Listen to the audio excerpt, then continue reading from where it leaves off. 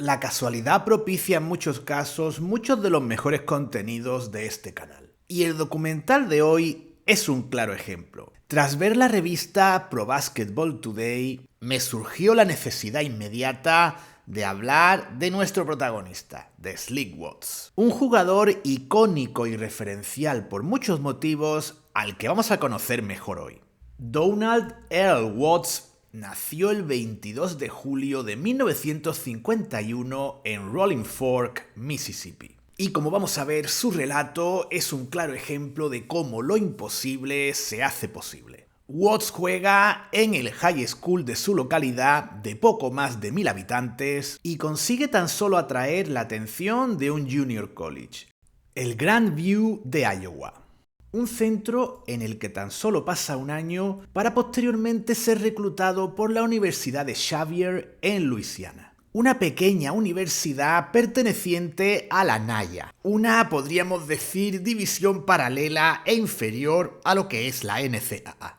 En Xavier, Watts se pone a las órdenes del entrenador Bob Hopkins, fundamental en su trayectoria, y comparte equipo con otro futuro NBA como Bruce Seals, que después llegó a jugar en ABA, NBA y en el baloncesto italiano. En sus 3 temporadas con los Gold Rush, los números de Watts son de 18 puntos y 4 asistencias por partido, consiguiendo además llevar a su universidad a la semifinal del torneo de la NAIA. Sin embargo, tras pasar desapercibido y no ser seleccionado en ninguna de las 20 rondas del draft de 1973, las posibilidades de Watts de llegar a convertirse en jugador de la NBA, como bien indicaba la introducción de la revista que vimos recientemente, eran de 5000 a 1. De hecho, ni siquiera en la ABA se fijan en él y termina tan solo siendo seleccionado por los Memphis Tams en la segunda ronda de un draft suplementario hecho por la ABA. Llegados a este punto, los deseos y las ilusiones de Watts de convertirse en profesional habrían llegado a su fin de no ser por la figura de Bob Hopkins, su entrenador en Xavier. Hopkins ya se había encargado en los 3 años en los que lo había tenido como pupilo de transformar al simple anotador llegado desde Grandview en un playmaker. Y ahora, sabedor de sus condiciones, no se iba a rendir y se saca un as de la manga. Y no un as cualquiera, sino el as de oro de la baraja. Hopkins contacta con su primo, que no era otro que Bill Russell, entrenador y general manager de los Supersonics. Y sin nada que perder, Russell incluye a Watts en el campamento de verano de los Sonics junto con más de 30 candidatos a formar parte del equipo. Inmediatamente Russell detecta que Watts es lo que necesita para su equipo, un base inteligente y capaz de hacer muchas cosas sobre la cancha. Además, Watts no solo consigue que Russell lo incluya en el roster de la siguiente temporada, sino que además queda tercero en la votación para Rookie del Año. Algo realmente inconcebible para un jugador que ni siquiera había sido seleccionado en el draft entre más de 200 jugadores. Sus 2 primeras temporadas en la NBA le confieren una gran reputación como ladrón y pasador de balones. Y ya a finales de su segunda temporada en los Sonics, se convierte en pieza clave para Russell, contribuyendo a que los Sonics llegasen a segunda ronda de playoffs, ronda en la que caen tras 6 partidos ante unos Warriors que a la postre serían los campeones de la NBA. A partir de aquí tenemos lo que sin duda son las 2 mejores temporadas de Watts como jugador profesional, la 75-76 y la 76-77. En la primera de ellas, Watts se hace con la titularidad y agradece esto promediando 8 asistencias y 3 robos de balón por partido, convirtiéndose así en el líder estadístico de estas 2 disciplinas en la NBA. Desafortunadamente, en playoffs, Seattle vuelve a encontrarse con un rival muy complicado como los Phoenix Suns, que en esa temporada se plantarían en la mismísima final ante los Boston Celtics. Como dato curioso, tanto en esta como en las siguientes temporadas que Watts permanece en Seattle, muchas de sus asistencias terminan en manos de Bruce Seals, compañero de Watts en la Universidad de Xavier.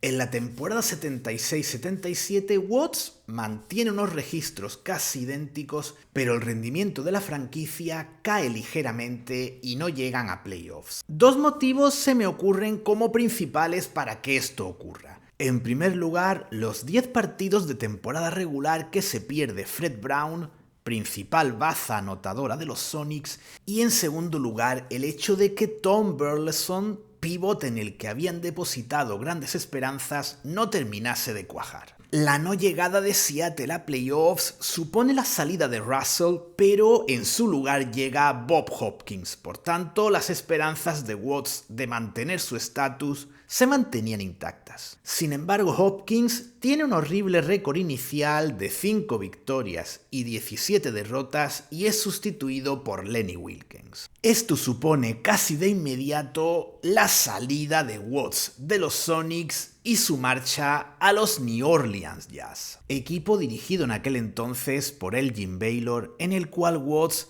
se convierte en un simple suplente de jugadores como Pete Maravich o Gail Goodrich. Tras esa media temporada en Nueva Orleans, recala en la temporada 78-79 en los Houston Rockets. De nuevo Watts se convierte en un jugador de recambio, en este caso de Calvin Murphy. Y aunque sus números en temporada regular son bastante discretos, mejoran notablemente durante unos playoffs en los cuales Houston cae en primera ronda ante los Atlanta Hawks. Llegado este momento y con tan solo 27 años, Watts decide retirarse. Si analizamos los números de la carrera de Watts, vemos cómo destaca, tal como hemos dicho, en asistencias y robos de balón, y quizás, si queremos buscar un punto débil, lo encontraríamos en el lanzamiento. Su porcentaje en tiro de campo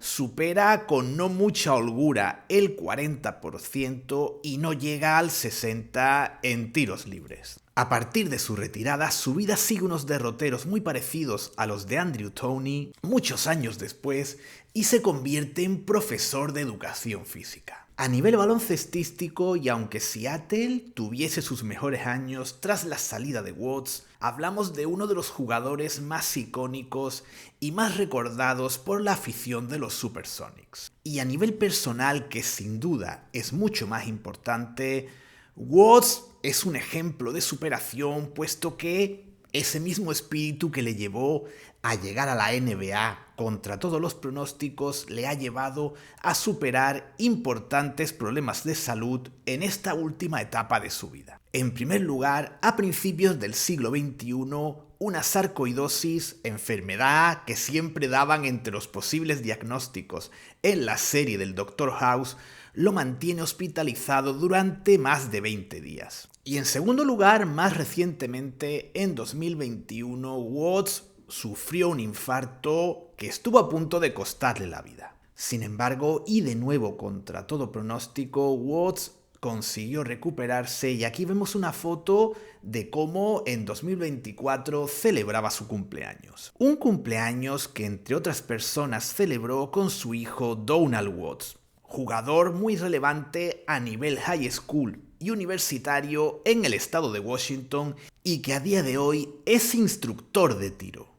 Terminamos aquí, por tanto, este breve relato sobre uno de esos grandes desconocidos de la NBA, que en este caso no tenía sitio en esta temporada de grandes desconocidos, que ya sabéis, está dedicada a hermanos de grandes estrellas, pero que no podíamos esperar y queríamos compartir con todos vosotros. Gracias por vuestra atención y mañana podréis ver a Slick Watts en acción en el partidazo de la semana.